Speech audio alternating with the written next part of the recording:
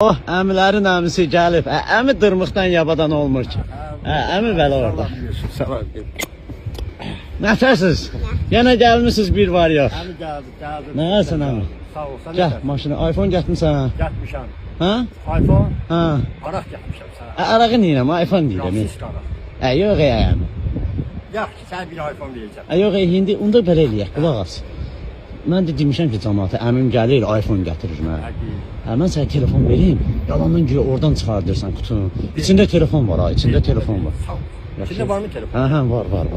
Güya mən WhatsApp-da paylaşsam, güya genəlim ki, əmim mənə telefon gətir. Hə, yaxşı.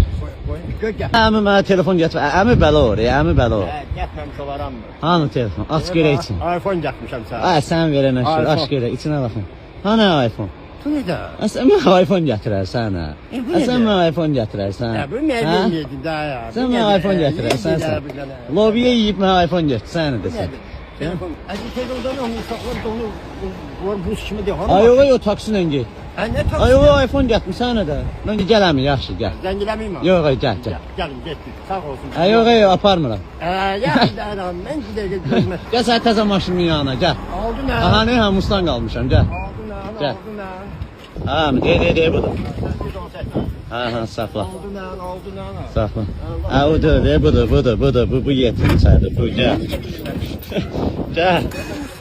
Gəl, bu da Mustang'dır, bu da ikisinin də atı var. Bax, bu da atdı, bu da atdı. Burası bu